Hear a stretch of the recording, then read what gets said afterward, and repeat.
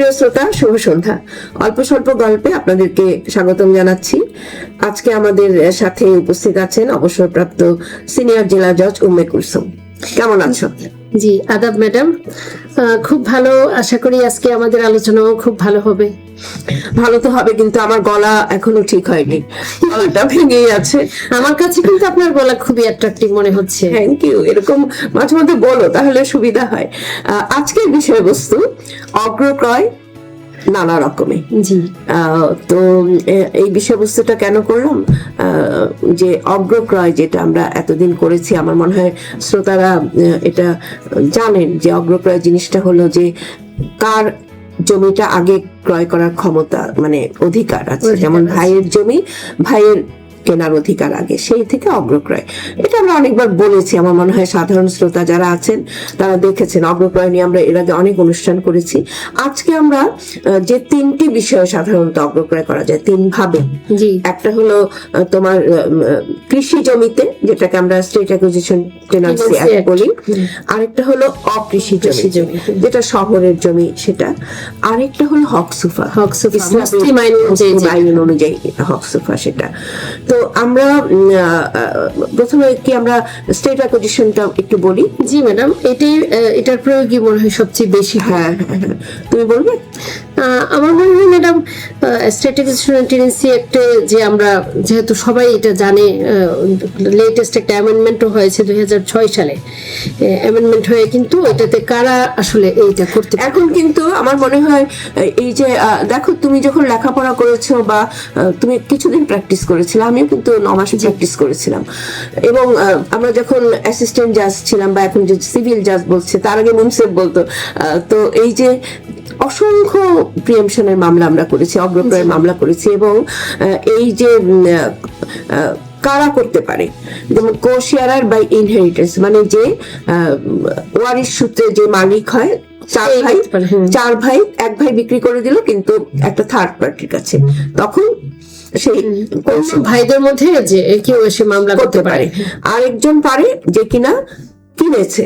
G, কোশেয়ারার by purchase, মানে ওই খতিয়ানেরই ভূমি সে আগে কিনেছে, এখন নতুন আরেকটা বিক্রি হচ্ছে, তারই অধিকারটা থাকবে। নতুন অ্যামেন্ডমেন্টের আগে তোমার কোশেয়ারার বাই মানে কন্টিগুয়াস ল্যান্ড ওনার, যে পাশের কিন্তু সে কোশেয়ারার না, সে এখন পাচ্ছে না, এখন পারে। এটা কিন্তু খুব ভালো একটা কাজ করেছে, কারণ এটা একটা ব্যাপার। আরেকটা যেটা অ্যামেন্ডমেন্টে আমি বলবো যে খুব ভালো একটা অ্যামেন্ডমেন্ট এসছে, সেটা হলো যতই তুমি জানো, যখনই হোক না হোক, বিক্রি করার রেজিস্ট্রেশনের 3 বছরের পরে তুমি আর করা যাবে না।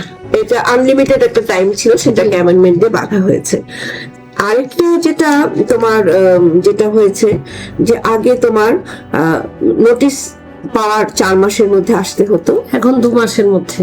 আর নলেজ থেকে, যেমন আমি জানি না, আমি নোটিশ পাইনি, তাহলে আমি জানলাম যখন, তার থেকে 2 মাসের মধ্যে আসতে হবে।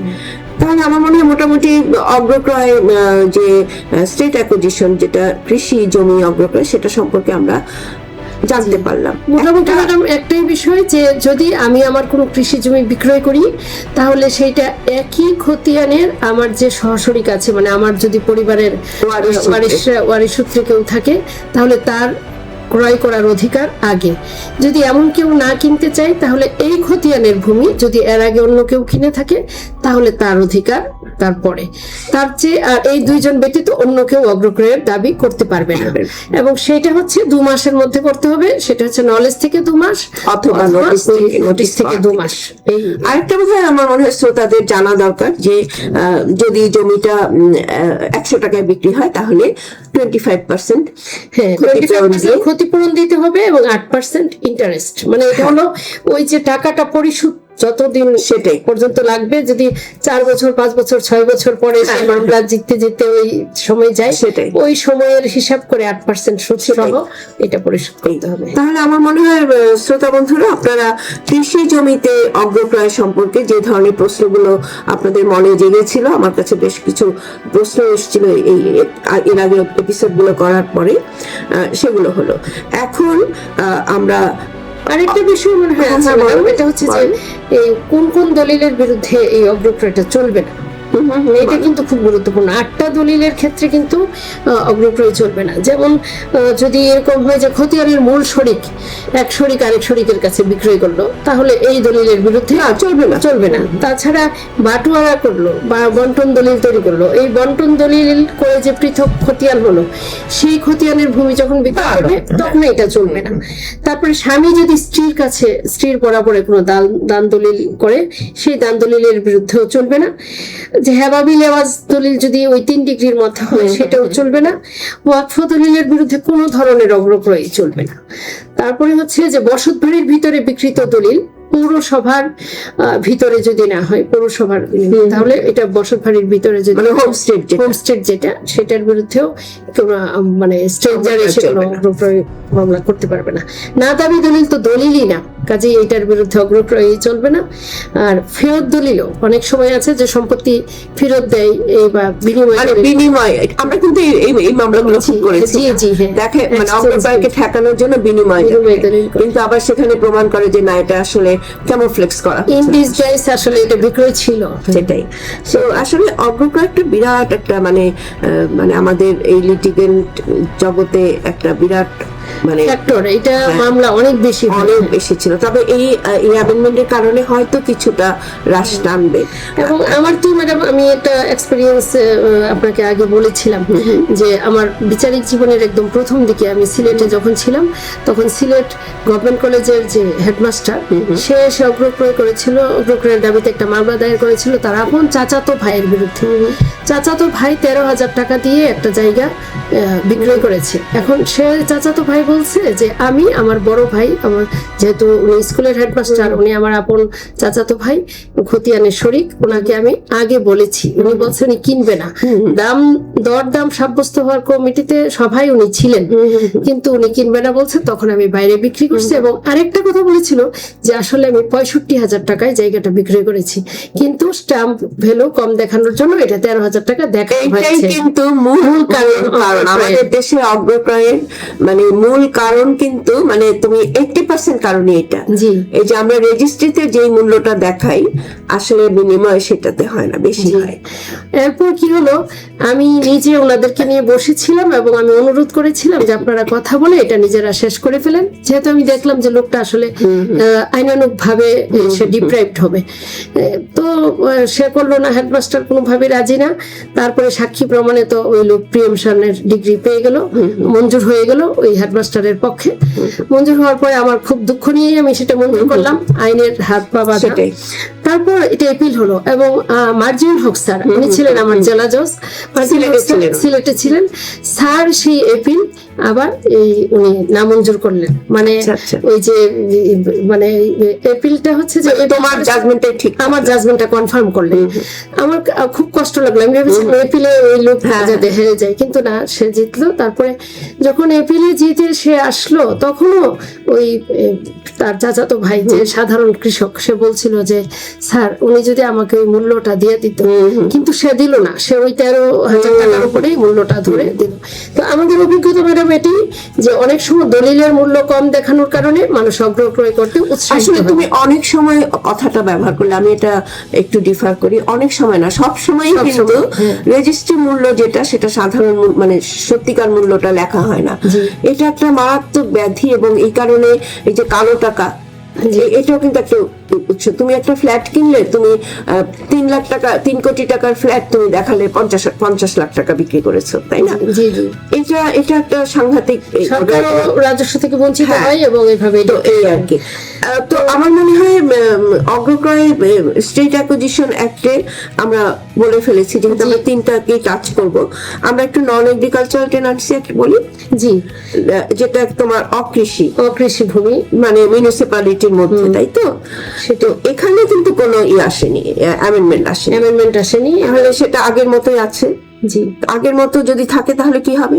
সেটা ওই অকৃষি প্রজাস্বত্ব আইনের 23 ধারা অনুযায়ী নোটিশ করতে হয়, যেটা সহসরিদের ওখানে এটা যেটা করতে হয়। গুরুত্বপূর্ণ, এবং তার 4 মাসের মধ্যে আপনার ওই নোটিশ মামলাটা পাওয়ার দায়ের 4 হবে, মাসের নোটিশ মধ্যে পাওয়ার আসতে 4 মাসের মধ্যে, অথবা ওই নলেজের 4 মাসের 4 মাসের মধ্যে। এটাই একটা বিষয় থাকে। এই আর এখানে তোমার শুধুমাত্র কোশেয়ারার বাই ইনহেরিটেন্স যে সেই সেই কেবলমাত্র করতে পারবে। মামলাটা দায়ের এখানে কোশেয়ার বাই পারচেজ যে সে পারবে না, পারচেজও পারবে না, আর পরেরটা তো পারবেই। পারবেই না। এবার আসো একেবারে নতুন একটা হকসোফা। মুসলিম আইনে যেটা বলে হ্যাঁ, হ্যাঁ। শফির মামলা, সেই। মানে আমরা শুনেছি মৌলভীবাজার সিলেটে খুব শফির মামলা হয়। হ্যাঁ হ্যাঁ হ্যাঁ। আর আমরা যখন ক্লাস করতাম তখন আমাদের স্যার বলেছিলেন যে এটা একটা ডেমনস্ট্রেশন হয়, লাফাইয়া ঝাপাইয়া জি পড়তে জি হয়। জি, হ্যাঁ, সেটা ওই যে লাফাইয়া ঝাপাইয়াটা তুমি একটু বলো তাদের জন্য। এটা হচ্ছে যে এইখানেও কিন্তু হকসোফাতেও কিন্তু 3 ক্যাটাগরির মানুষ মামলাটা দায়ের করতে পারে। একটা হলো ওই অংশীদার যারা সম্পত্তি ওয়ারিশ অংশীদার, সূত্রে। আর একটা হলো সুবিধাভোগী অংশীদার। এখানে একই পাথওয়ে বা একই পুকুর ব্যবহার করে হ্যাঁ, যদি, হ্যাঁ। তাহলে ওই সুবিধাভোগী অংশীদার। আর একটা হলো সংলগ্ন জমির মালিক। এখানে কিন্তু আমরা ওইখানে সংলগ্ন জমির মালিককে সরিয়ে দিয়েছি, এখানে এখন আচ্ছা, আছে, কিন্তু amendment হয়। আছে। আর অগ্রাধিকারও এরকম এক ক্যাটাগরি থাকলে বি পাবে না, বি থাকলে সি পাবে না, এইভাবে আর কি হয়। একটু রম্ভঝম্পর কথাটা বলো। হ্যাঁ, ওইটা হলো যে আনুষ্ঠানিকতা হ্যাঁ, খুব বেশি গুরুত্ব দেয় ওই মুসলিম আইন অনুযায়ী তলবি মুসিবত, মানে সাথে সাথে দাবি করা, তাৎক্ষণিকভাবে তার প্রয়োজনটা বোঝানোর জন্য চিৎকার দিয়ে বলতে হবে যে, বলতে হবে যে এই জমিটা আমি কিনি। হ্যাঁ, আমি কিনবো, এত বড় সর্বনাশ, আমাকে না জানায় বিক্রি করা হলো, এটা আমি কিনবো, এই ডেমনস্ট্রেশনটা করতে হবে। হ্যাঁ এটা করতে হবে। তারপরে হচ্ছে যে এইটা শুধু প্রথমে সে চিৎকার করতে করতে আসলো, তারপরে সেকেন্ড তাকে আবার সাক্ষীর সামনে যে আমি এমুক এমুক এমুকের সামনে বলছি, এইটাও প্রুফ করতে হবে যে আমি বলেছি এবং আমার সামনে তখন এমুক এমুক এমুক ব্যক্তিরা ছিল। এইটাকে বলে তলবে ইশাদ। এরপরে হচ্ছে আদালতে গিয়ে সে ওই বিষয়গুলা প্রমাণ করার জন্য মামলা দায়ের করতে হবে, এইটাকে বলে তলবি খুসুমাত। এই 3টা আনুষ্ঠানিকতা আছে। আর এইখানে কিন্তু আবার তামাদির মেয়াদ 1 বছর। এটা হচ্ছে অবগতির থেকে তার 1 বছরের মধ্যে। এর জন্য কি তোমার মনে হয় যে ওই তোমার 96 যেটা মানে স্টেট অ্যাকুইজিশন টেনান্সি একটা 96 না করে অনেকে করে? জি, এটা এলাকা ভেদে এটা করে। এটা কোন কোন এলাকায় রেওয়াজ আছে, প্রথা, ওই প্রথা অনুযায়ী তারা এই মামলাটা বেশি করে। দেখা কোন যাচ্ছে মেরিটে বেশি তুমি পেয়েছো? আমি এটা সিলেটে পেয়েছো, মৌলভীবাজারে চাকরি করেছি এবং নোয়াখালীতে দেখেছি কিছুটা। এবং শফি মামলার ক্ষেত্রে 1 বছর বলেছি। আর কোর্ট ফি আইনের ওই যে এটা অনেকটা দেওয়ানি মামলার মতো, এটা কোর্ট ফি দিয়ে মামলা করতে হয়। আর ওই যে এটা হলো ওই কোর্ট ফি আইনের 7-5 ধারা অনুযায়ী 2% হিসেবে সর্বোচ্চ 46,000 টাকা, ওইরকম হিসাবে কোর্ট ফিটা দিতে হয় আর কি। তো এইটা আবার কখনোই শফি মামলা করা যাবে না। আমরা যেমন অগ্রক্রয় মামলা একটা ক্ষেত্রে করা যাবে না, শফির মামলাও কোন কোন ক্ষেত্রে করা যাবে না। এইটাতেও কিন্তু একই রকম বিনিময় দলিল, বাটোয়ারা দলিল, ওয়াকফ দলিল, তারপর 3 ডিগ্রির মধ্যে যদি দান হয় সে দান দলিল, উইল যদি করে তাহলে এটার বিরুদ্ধে করা যাবে না। তো এই 4টা ক্ষেত্র আমরা ওটা দেখেছি। তাহলে আমরা ম্যাডাম এই তো হয়ে গেল আমাদের 96 অনুযায়ী। এই মানে আমরা দেখছি শুধু খতিয়ানের সহসরীকে অগ্রপ্রয় করতে পারে 2 মাসের আর মধ্যে। হলো পারচেজ যারা করেছে তারা। জি, ওরা খতিয়ানের সহসরী কেন কোশিয়ারার বাই পারচেজ। আর ওই একই রকম ভাবে অকৃষি প্রজাস্বত্ব আইনেও ওইখানে 4 মাসের মধ্যে করতে হবে, শুধু কোশেয়ারার বা ইনহেরিটেন্স যে সে পারবে। আর শফির মামলা যেটা আমরা বলি বা হকসোফা মুসলিম আইন অনুযায়ী সেটা 3 শ্রেণীর সহসরী কি করতে পারবে। তো আমার মনে হয় শ্রোতাদের মনে প্রশ্ন জাগতেই পারে যে আমরা আজকে আবার কেন অগ্রক্রয়ের নানা রকম নিয়ে আলোচনা করলাম। আমি তোমাকে বলি কুলসুম, আমি অগ্রক্রয়ের মূল এপিসোড আমাদের যেটা প্রমাণিত অপ্রমাণিত, সেখানে আমি গল্প দিয়ে বলেছিলাম, একটা গল্প বলেছিলাম কেন অপ্রমাণিত হলো, তারপর আরেকটা গল্প বলেছিলাম কেন প্রমাণিত হলো। সেখানে অনেক শ্রোতারা আমার কাছে জানতে চেয়েছিল বেশ কিছু প্রশ্ন। তো আজকে বোধহয় আমরা এই 3টাকে একসাথে নিয়ে বলে প্রশ্নগুলো উত্তরগুলো কিন্তু দিতে পেরেছি বলে আমি মনে করি। এবং তারপরেও যদি কোনো প্রশ্ন থাকে অবশ্যই আপনারা যারা শ্রোতা আজকে শুনলেন, কারণ এটা আমাদের দৈনন্দিন জীবনে প্রচুর আমরা পেয়েছি এই ধরনের মামলা, তাই না? সেজন্য আমরা এটা আবার রিপিট করলাম অল্প স্বল্প গল্পের মধ্যে এসে। তো আমার মনে হয় আমরা কিছুটা আপনাদের কাছে যেতে পেরেছি। আর যদি না পারি আপনারা আবার প্রশ্ন করবেন, আপনারা এই অনুষ্ঠানটি দেখবেন এবং শেয়ার দেবেন, তারপর কি বলে ওই যে মন্তব্য করবেন, লাইক করবেন, তাহলে এটা ছড়িয়ে পড়বে, যত মানুষের কাছে যাবে তত আমাদের উপকারের চাইতেও আমরা মনে করি যে জনগণের উপকার বেশি। তো কুলসুম, দেখা হবে কবে বলো? আগামী আগামী বৃহস্পতিবার বৃহস্পতিবার রাত 9টায়। ধন্যবাদ। ধন্যবাদ।